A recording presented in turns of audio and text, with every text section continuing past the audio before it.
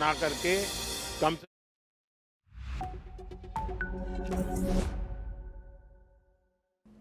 Hello and welcome. I'm Sima Katauka and you are watching NewsX. Well, let's take a look at some of the top stories. The U.S. State Envoy Steve Witkoff has now landed in Russia, marking a rare high-level engagement amid escalating tensions. The U.S. President Donald Trump has said a decision on Russian oil sanctions will be made following today's scheduled meeting between Steve Witkoff and Russian leadership in Moscow. Israeli Defense Minister Israel Katz has stated that while Chief of Staff Eyal Zamir may express his views, the Israeli military is ultimately obligated to execute government decisions regarding Gaza operations. The comment comes amid tensions over potential expansion of military action in the region and a dispute over full military takeover of Gaza. Gaza's Civil Defense Agency has reported that 20 people were killed when an aid truck overturned on a crowd of aid seekers. Meanwhile, the United Nations has warned of catastrophic consequences if Israeli Prime Minister Benjamin Netanyahu pursues a full military takeover of Gaza, while U.S. President Donald Trump declined to comment on the takeover plan. Today marks 80 years since the U.S. dropped the atomic bomb on Hiroshima, Japan, killing around 140,000 people. United Nations Chief Antonio Guterres warned that nuclear weapons are being used as tools of coercion, while Taiwanese and Palestinian representatives joined for the first time, marking a record 120 countries attending the ceremony. But Russia and China were absent, with the U.S. being sent only its ambassador to the ceremony without issuing a formal apology. South Korean prosecutors interrogated former First Lady Kim Kyung-hee over stock manipulation, bribery, and election law violations. With an arrest warrant expected to follow, if granted, it would mark the first time in South Korean history that both a former President Yoon Suk-yeol, who is impeached over a martial law declaration, and First Lady are both arrested. India's National Security Advisor Ajit Doval was in Moscow today, amid rising tensions over India's continued imports of Russian oil. This comes as Washington threatened to increase U.S. tariffs in response to India's continuous Russian imports amid Ukraine-Russia war.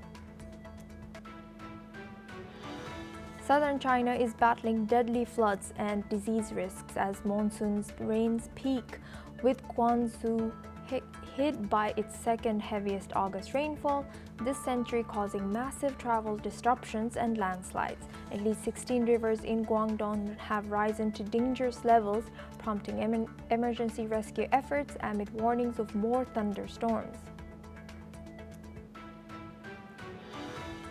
A massive wildfire has torched 11,000 hectares in France's Aude region, killing one person and injuring at least 9 others, including one critically injured. According to local officials, the blaze, which erupted on Tuesday, has engulfed homes and prompted emergency evacuation across southern France. China's foreign minister has shown strong support for Brazil in safeguarding its sovereign rights. According to a ministry statement, China also expressed opposition to the bullying behavior of imposing excessive tariffs. Additionally, China reaffirmed its stance against unreasonable external interference in Brazil's domestic affairs.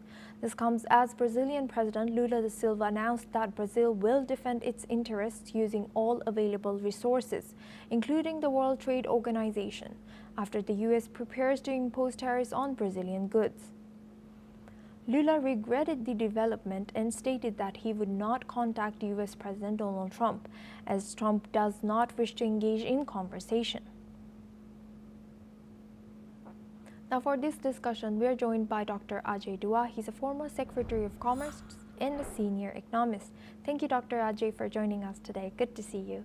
Now, how do you interpret this China's strong support for Brazil? What is in this for China?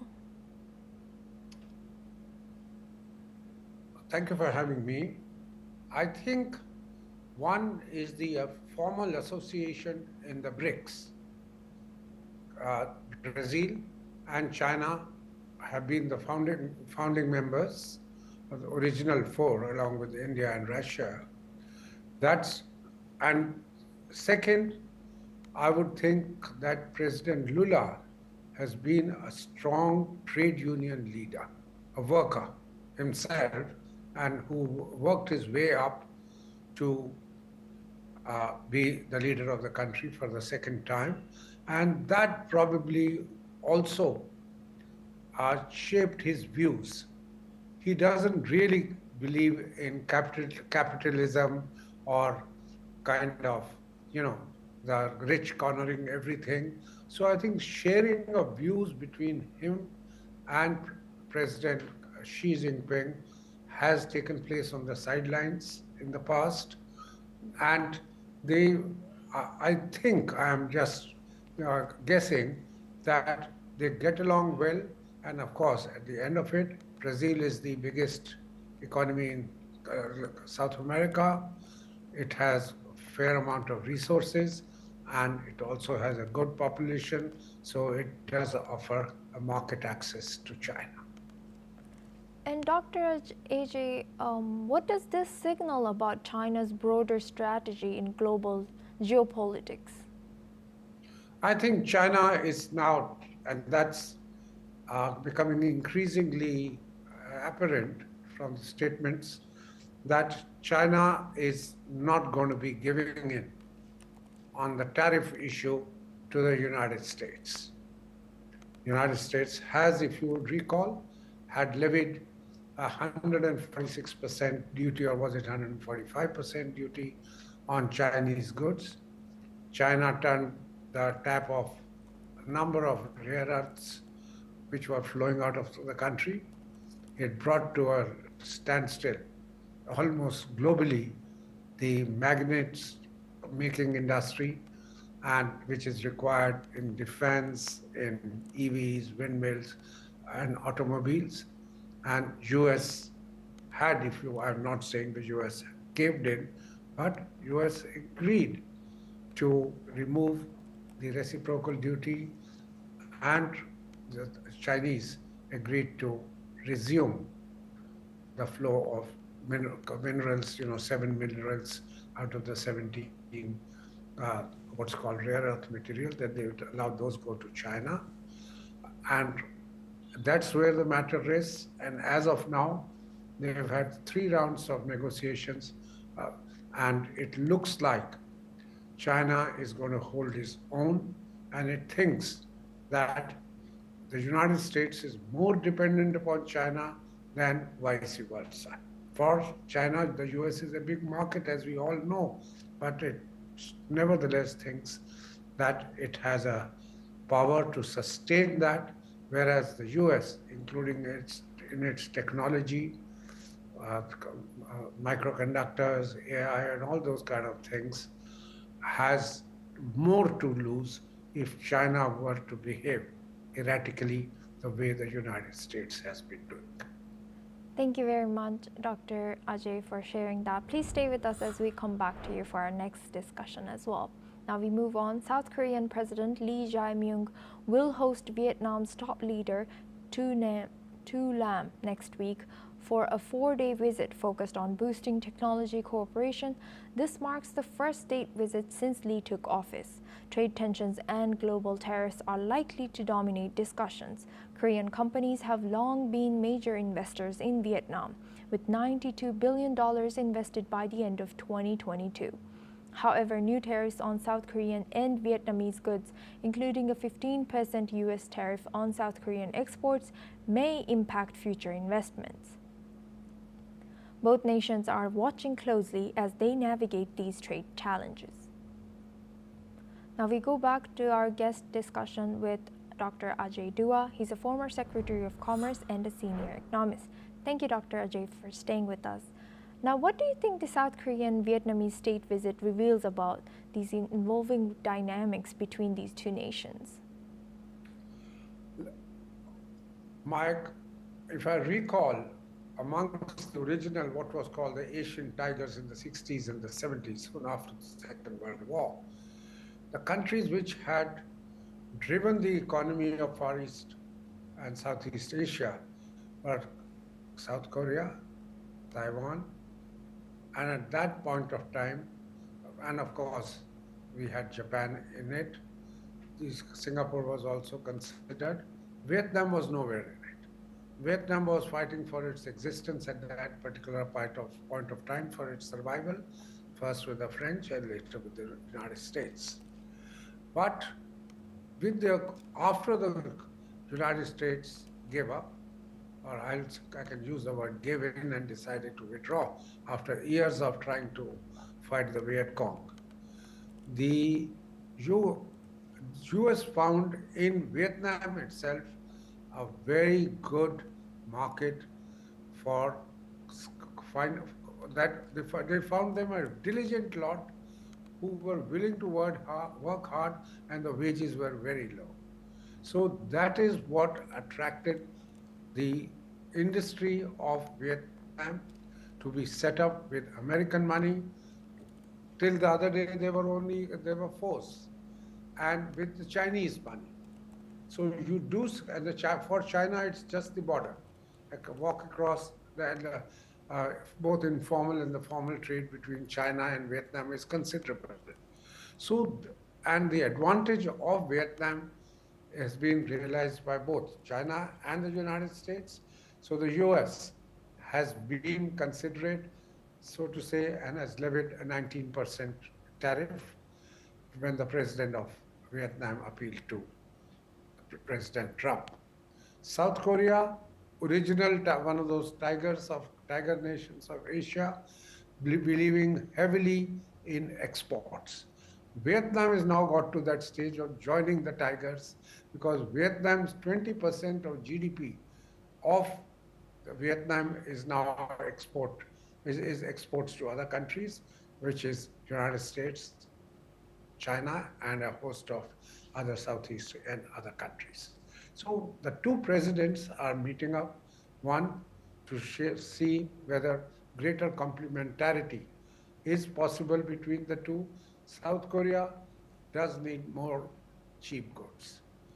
The cheap goods meaning labor-intensive products which are not in high value, in order to be able to use its own limited population, limited scale power for higher end goods.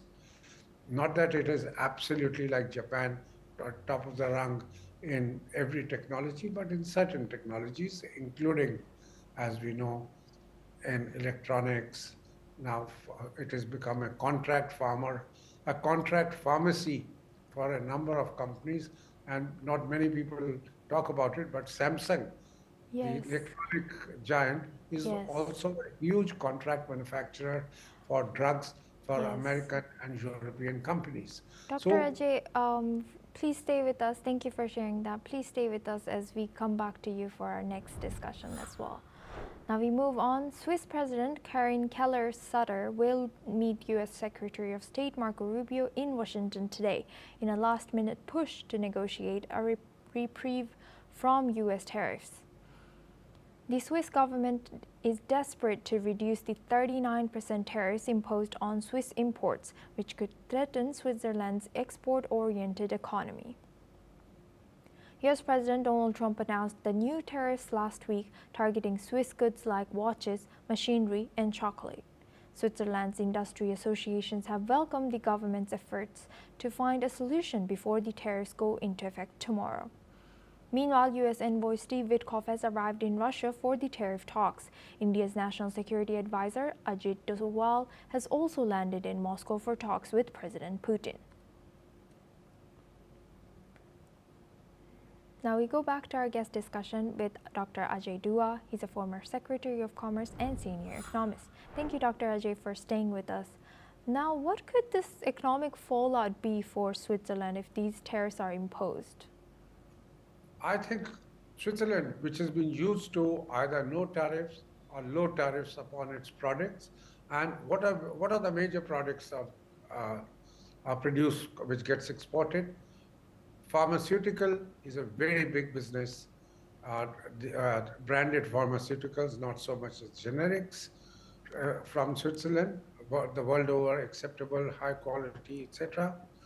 Then watches and precision industry. I think that they're getting into watches, high-end watches, has given them enough kind of ability to make precision military, precision equipment for various uses. Switzerland is a big producer, and as you mentioned, chocolates is also one of their large producers and exports. So Switzerland has usually had an advantage that low taxations compared to the European Union, and more investment, including the banking. Its confidentiality clauses, etc., being made use of by people around the world, would find at 39% compared to 15% for the European Union, which surrounds it from all sides.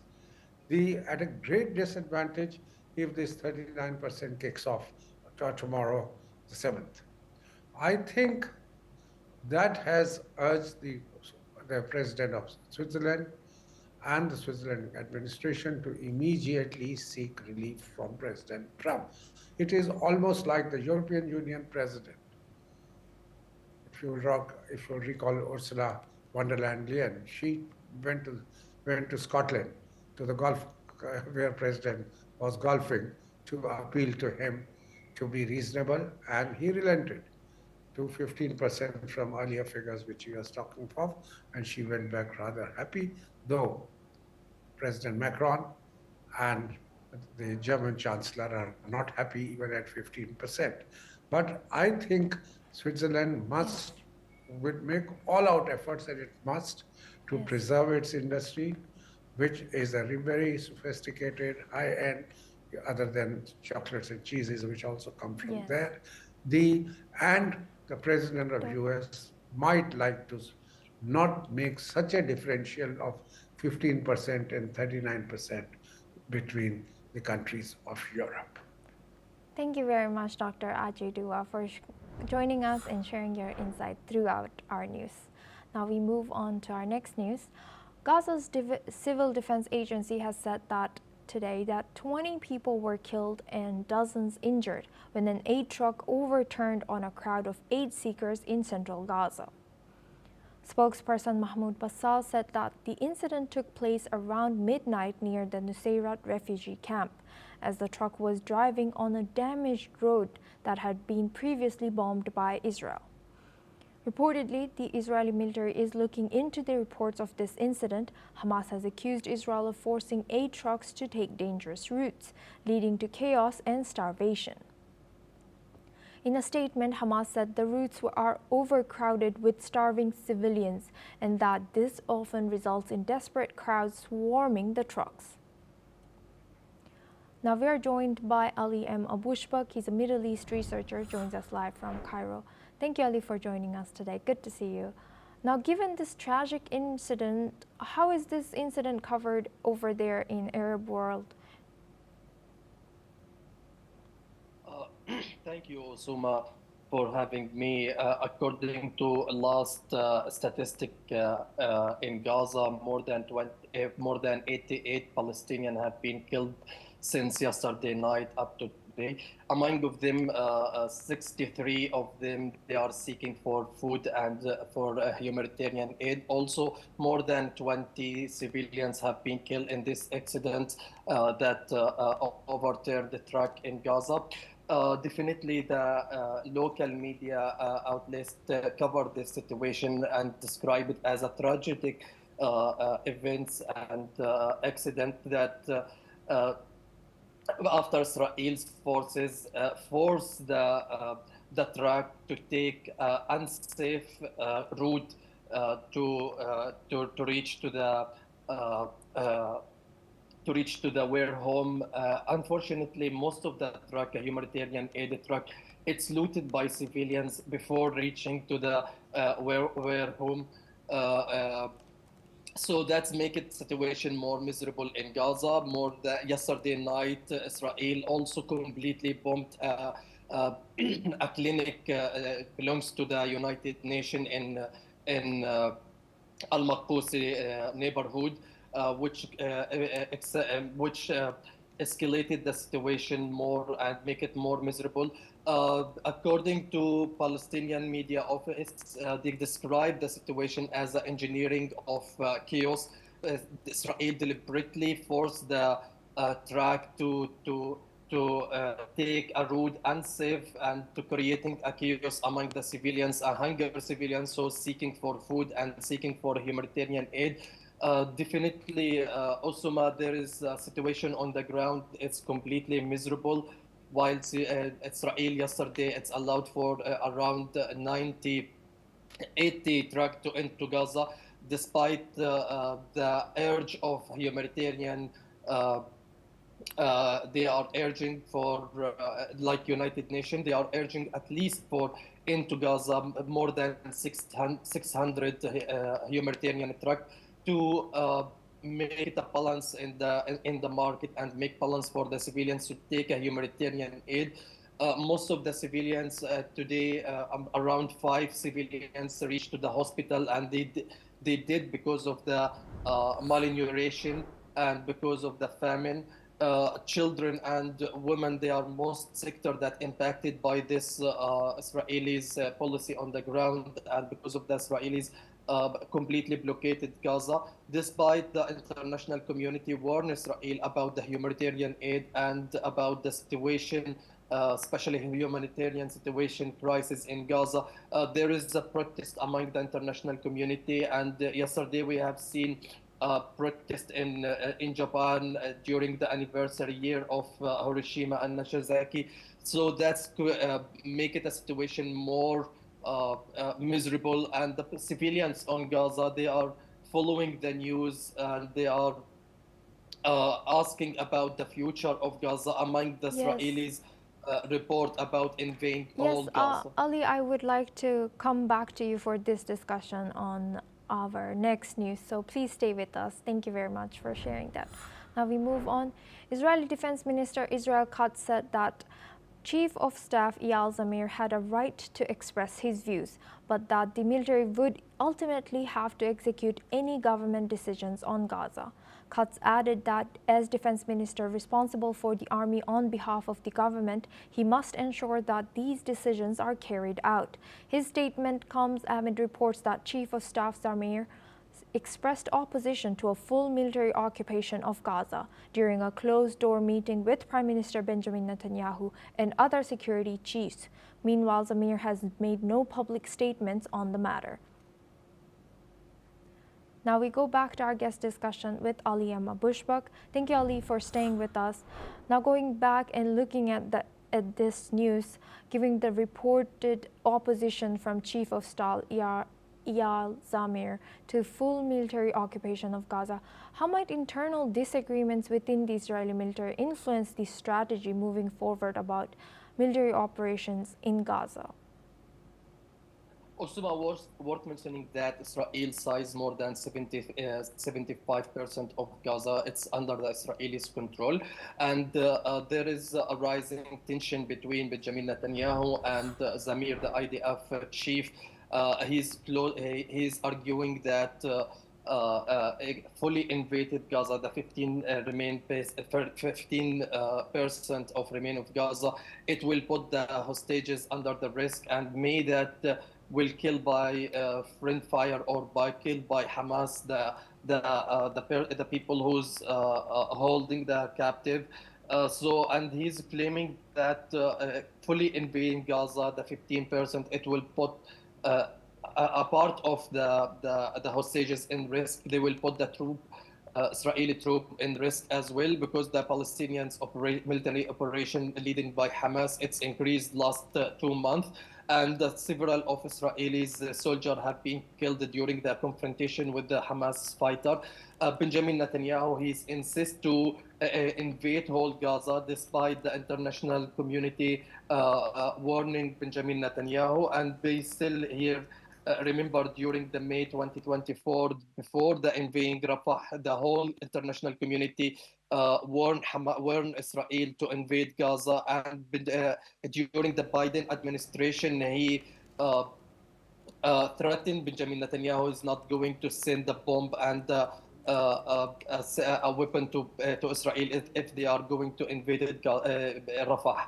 So we are witnessing there is a division between the between the political and militant Israeli echelon. So that's creating a big crisis in Israel. And Israeli community, most of the people, they are divided in two divisions. Most of the civilians and the families of captive, they are against the invasion of whole Gaza, because they will put their loved one under the risk, and they will kill. Thank you, And Ali.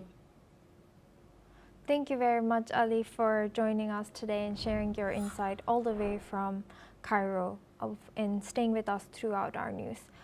Now we move on to our next news, to India. The death toll from the cloudburst and flash floods that struck Uttarakhand's Uttarakhand district have risen to 5, with several people still missing, reportedly including 11 army personnel, as search and rescue operations continue in the challenging terrain. Rescue operations are underway to locate over 100 people reported missing after a cloudburst in the Kir Ganga catchment triggered flash floods and mudslides in Uttarakhand's Kir Gad area, sweeping away buildings, shops and roads. According to reports, personnel from the Indian Army, State Disaster Response Force, and local police have rescued 150 people so far, despite relentless rainfall and the rugged terrain hampering operations.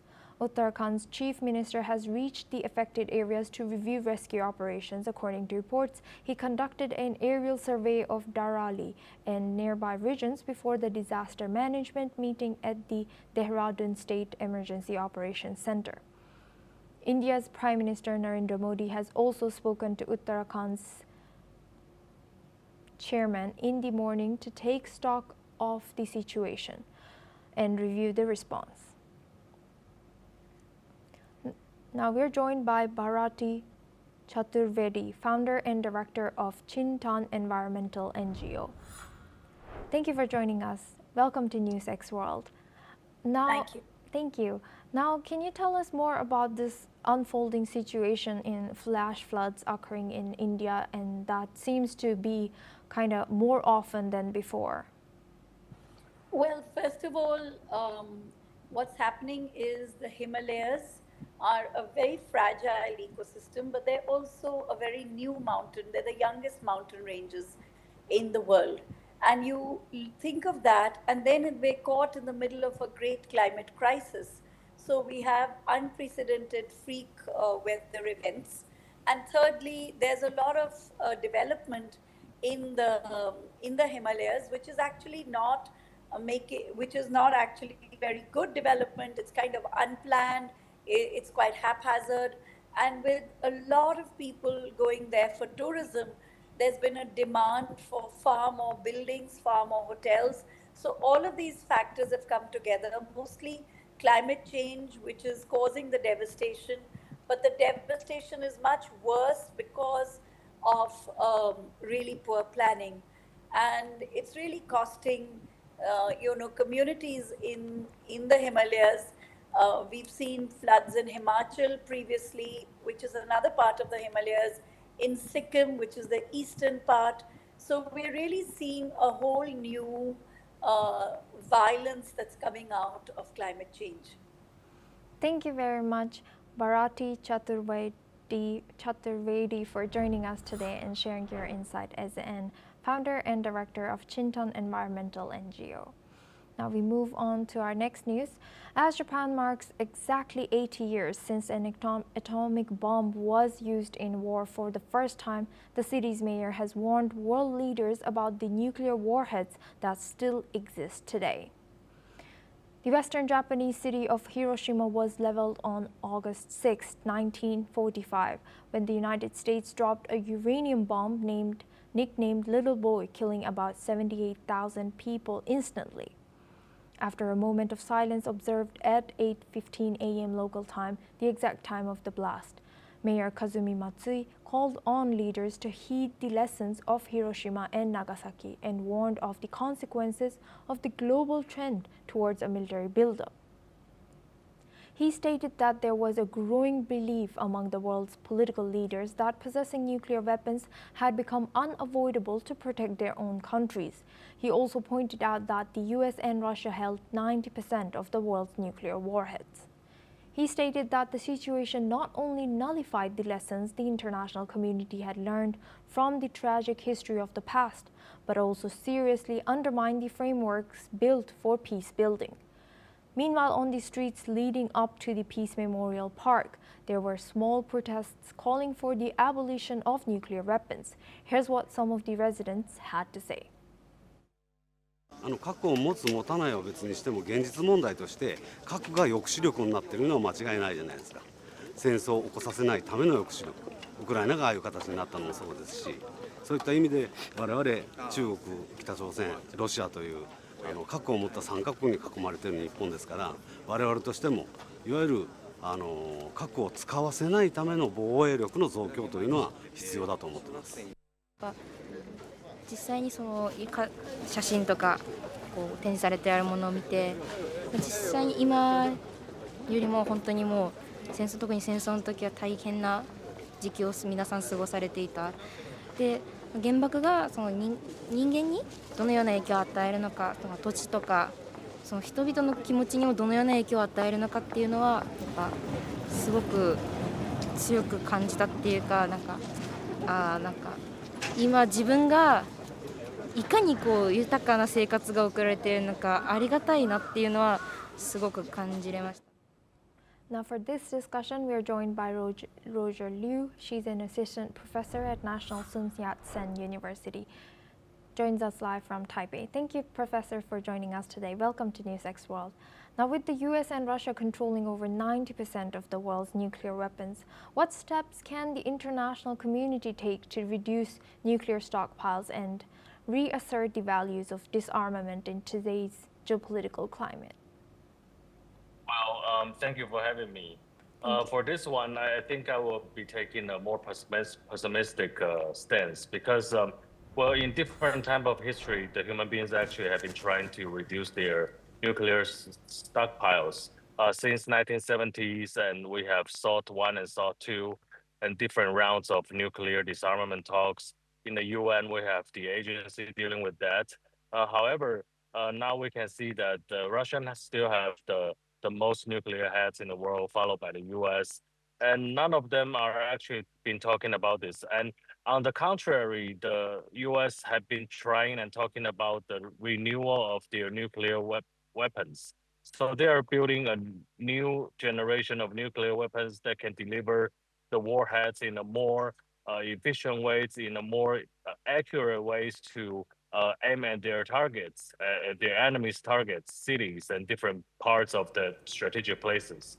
So now, as we are we are celebrating or memorizing the 80th anniversary of what happened in Hiroshima, which is deemed a tragedy in human history. However, now we are seeing the history going the contrary ways, and this is actually a trend that we should all be alerted about.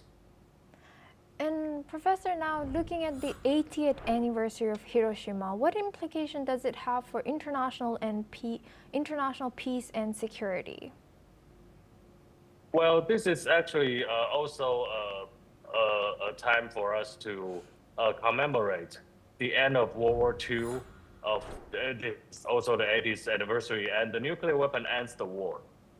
So we should be here commemorating the meaning of a war, and we should wish the war will never come again. However, now we are seeing the comeback of the great power competitions, and great power competitions in human history usually come with great power wars. And as you can see that Donald Trump actually now has been asking the allies of the United States in especially East Asia to arm themselves up against China, because the U.S. are now will no longer be able to cover it as much, and by offering the nuclear umbrella, U.S. at the same time, but the U.S. still wants its East Asian allies to spend more on its military buildings, and that will actually fill up wars. Yes, indeed. Thank you very much, Professor Roger Liu, for joining us today and sharing your insight all the way for our news. Well, that's all we have time for. We will continue to bring more news updates from around the world.